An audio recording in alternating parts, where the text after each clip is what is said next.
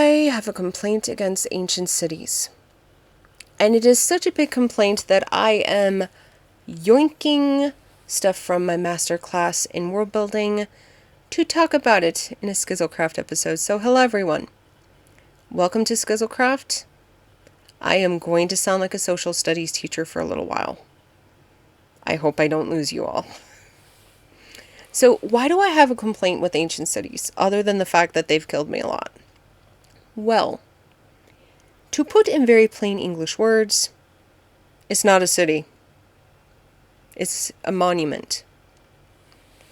So, to kind of rewind things, when we think about cities in the age of antiquity, we're often going to be looking for markers of where are the people? Where are they living? What are they doing? Where are they doing their day-to-day trade? What are they doing for work? Where are they living? How are they living? And where do they go when they die? And to top it off, when you're thinking about archaeology, what are the things that they leave behind? So when we think about places like Pompeii, places for ancient Egypt, stuff that would be the Celts, the Gauls, Anglo-Saxons, the Vikings, they left stuff behind. So these would be things of pottery, jewelry, metallurgy, and so forth. We have none of that with the ancient city. None. Instead of having the feeling of Pompeii, we have something that feels more like the Pantheon, or Stonehenge, or Karnak. It's a place you visit anywhere from a few times a year to maybe a few times a month if you live close enough to location, and depending on your whole culture's religious practices. The ancient city feels like an enormous monument that people visited, not a proper city. Are there instances in the archaeological record where somebody in the late 1800s says, this is a city, and it proved not to be? Yes. And that's what makes this so irritating. So, considering that I have either the luck or misfortune of having 4 ancient cities under my base, I at least want to make an honest attempt to make one of them a proper city.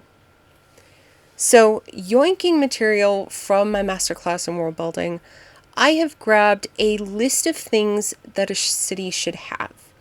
Starting with, why does it exist? One thing that I have learned with a lot of research that I do for work is that every single settlement throughout history was made for a reason. So, take a place really close to where I live in the Pacific Northwest.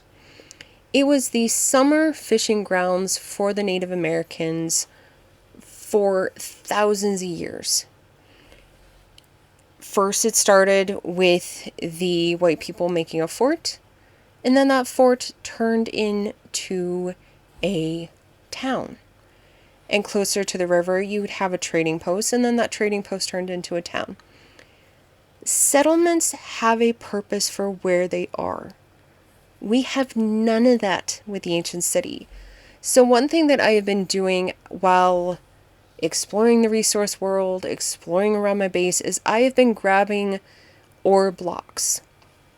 So one thing that I want to put as a purpose for why a city would be that far down deep underground is that the ceiling and some of the walls will have these ores, and depending on what I can pull off with armor stands, hopefully show some mine carts full of this ore to show, hey, this is why they were down here. And this is why they decided to build down here their city instead of up above. So, that's settled. What are some other things to notate? Ancient civilization, abandoned cities, etc. Well, technology is one thing to think of. And this is more of the what technologies did they unlock from the tech tree sort of thought. You know, do they have pottery? What is their metallurgy? Have they been able to unlock the technologies to smelt certain kind of metals that require certain kinds of heat? You also have with technology different types of things for engineering, for building houses and monuments. So take the Pantheon, for example. It's not just blocks with flat sides. You have this interesting stone joinery is the best way I can explain it as somebody who does woodworking. You have basically Legos stacked on top of each other, interlocking with the ancient recipe for cement, which means stays a little bit pliable. When we think of technology as an engineering thing for building, you then unlock even more thoughts of what are the materials are they using based on their surrounding. You know, I've been spending the last week and a half in the deep dark digging out little apartment-like houses in the sides of the walls. You're deep down underground. You're not going to be building out of wood when you're in such a tight space, and you got to haul that all the way down. Another thing of technology to think of is what are they using for roads? Are they leaving it dirt and gravel, or have they gone through the effort to make it efficient for having carts roll on it and people walk on it and animals? Now, not to extend and stretch the PG, but another technology would also be stuff related to brewing, drinks, and fermenting foods and so forth. People had to find ways to preserve foods way back when. So we'd be seeing traces of that. You know, the big thing of salt, different kinds of honey, mead, liquors, different things for drying or roasting. This would be all over a settlement. So, grabbing my list, I started to Google specific blueprints for buildings that I could translate into Minecraft to show key specific things that reflect life. So, aside from houses, these would be a marketplace, an inn, a tavern, or just small pub, if you will. Some form of a government building, some form of an eatery. We know from ancient Rome that they had something similar to a drive-by restaurant situation where you could grab street food. And then to come up with some kind of a mausoleum or a place of the dead. Now, this is a very big list of buildings, and some of them will have purposes for hide and seek, such as many armor stands to disguise yourself among, and little holes and hidey holes throughout the city. Plus, there will be more walkways. I'll put my map that I used so gracefully in paint to show some of the alleyways for the city that I have crafted. I'm still debating on if I want to blast into more of the cave walls to make it bigger. I do want to see if I can extend this into the second city that I know of, but I have yet to do the math, and I have a feeling it's 300 to 500 blocks away, so we'll see in the end. But let's go to live time, me, in-game, social study, chat, put on pause. So, we have a new entryway and exit from here, but it takes so long, I will show that another day. Basically, I wanted to create, like, the old entryway down into the ancient city, using some inspiration from stuff from Egypt and China and some stuff from India, but behold the mess. Hang on. So this is still a work in progress, but I have, let's turn everything off. Whoop. I've been doing sort of this thing on the ceiling where I've been taking the mangrove roots and the mangrove leaves and just sort of making it look like nature's reclaiming this place. I really love that whole part of archaeology where you've got to peer around the trees, through the trees, and some types of tree roots, well, trees with their tree roots, depending on the kind of rocks, they will penetrate through, given enough years. I've got quite a few ponderosa pines around my house that have done that. But yeah, this is to give some light, some visual interest, and then copying what I did up above, I've been putting in all of these walkways, and then I'm going to be doing some little apartments and houses. Some will have some escape tunnels, some will have some goodies. And then, being a tiny bit inspired by Petra, I started outlining with basalt big monument-esque houses and buildings. The only one that I have finished is this one. Let's go up. Now, I found that the block texture that I liked the most for this stuff is concrete powder, and then I used the red mushroom block to break it up. My entire thought process with this is I want everything to look like it's peeling, it's decaying, and my best way to try to do this with the peeling apart plaster is to use the concrete powder. So really love that. Odin's been helping me do some trees. That's his tree there, and then I've been taking mangrove to create some tiny trees here and there. But the biggest thing of all is this, the Tavern, as I'm calling it. This is actually based off of a real medieval inn. This is the second time I'm building it. The first time was in Inkscape for a D&D map. So I felt like this would be very appropriate for this location. And I'll put some links and such and the freebie of when I made the map.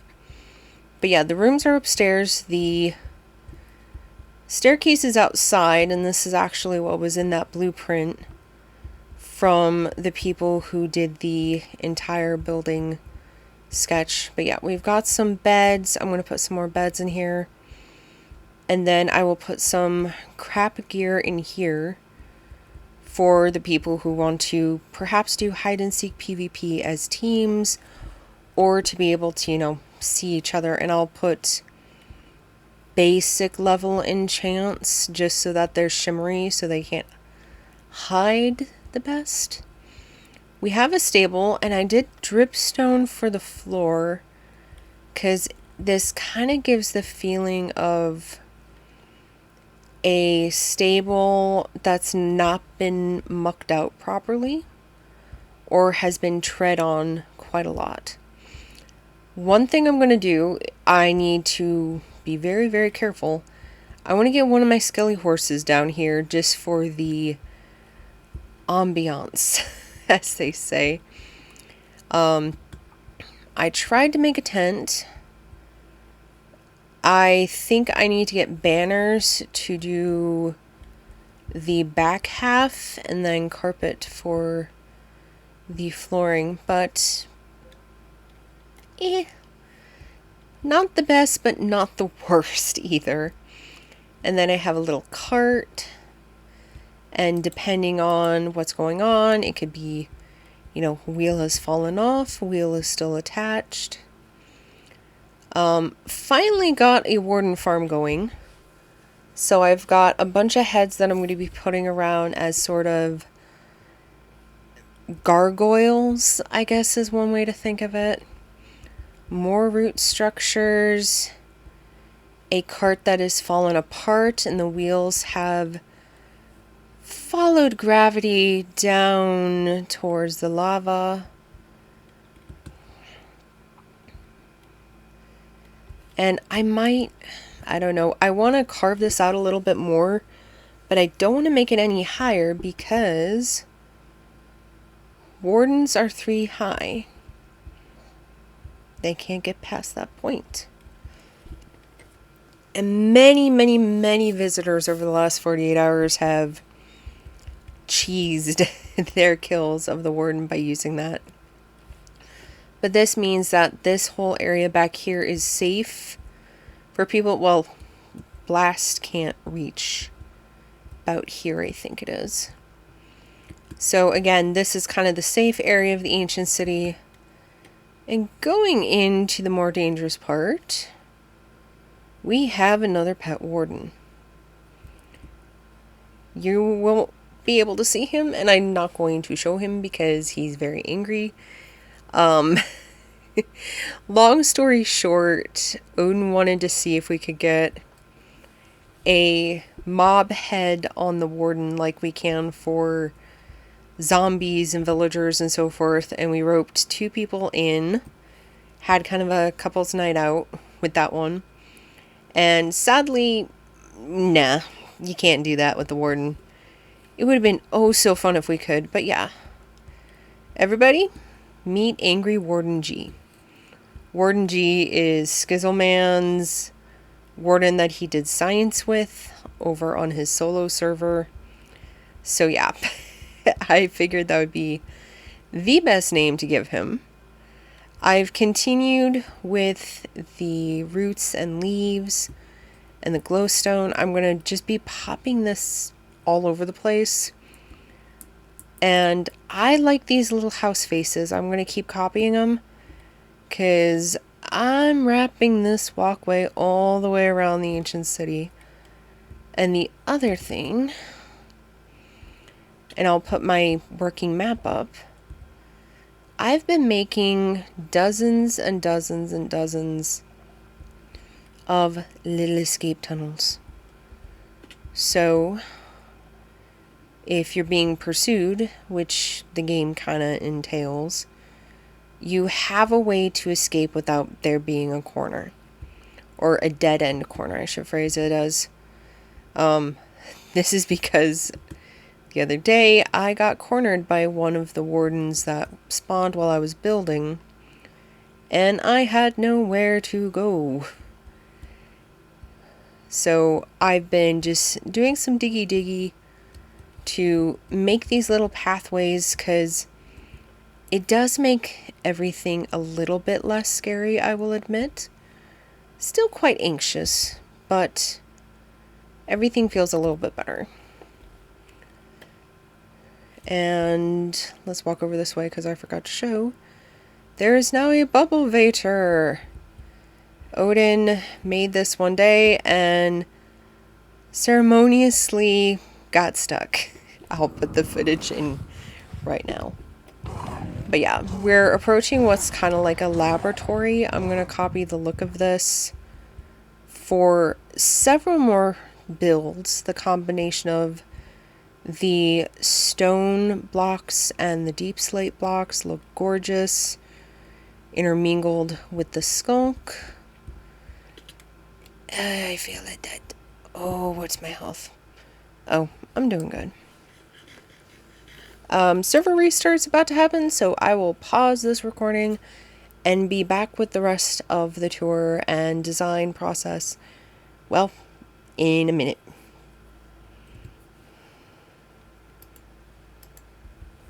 Alright, we're back. So, let's try to get back on that little platform, and I can show the rest of the walkway. Now, I'm using mangrove wood for this, which is not the easiest to get, but this looks Awesome. Now I'm planning on having this go the entirety of the walls with maybe some broken down bridgeways to some of these broken towers or broken buildings. Because if you're going to have a city in a cave, you're going to be using your height. And I don't have a potion. But yeah, Odin's been experimenting and doing stuff to make this a little bit more safe. I would argue about the safety part because we keep spawning wardens at a ridiculous rate. But yeah, I'm going to be digging out some of these to make more little apartments. And on the ground floor here, I'll be making like little workshops, some businesses, and so forth. And here's another little tunnel that takes us back to a safe spot all the way across the map. So yeah, back where we were. So that's kind of where I'm at with this so far. There's a lot that I need to do. I want to keep putting flooring down with everything because I think that'll make this feel more civilized than just leaving big swaths of this. And can I get past you, Sweeney, without you killing me? Sweeney's been a very upset boy. Yeah. So I kind of built like a... Yep. Nope. I built kind of this fountain well situation. I'm leaving. Yeah. I'll have to take a snapshot when they are not so angry. But I'm wanting to put some more like fountains and wells to draw from. Let's see, can I get up high?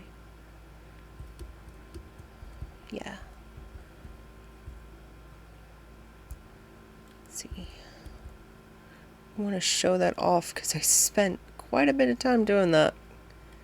Because with the blindness effect, everything takes longer. Let's see. You can see part of it there. So there, I'll just talk while this is going. I want to create more of these because wells and fountains and so forth, they do have really good purpose with a ruined build like this. So when we get the update to 1.20, which is this coming weekend, probably the day I'm releasing this episode, I don't know. Once I get pots, I would love to put 1 or 2 there, because that would make sense when we're talking about a civilization and ruins and so forth.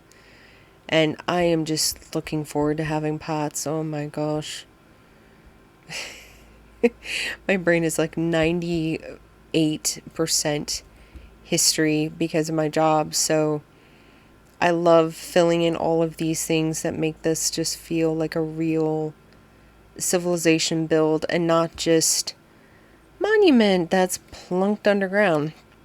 But thank you for sitting and listening to this out of character episode for the second channel. This is normally what I do for my main stuff, but it is fun to shake things up every once in a while. So if you have liked this format, consider giving it a like.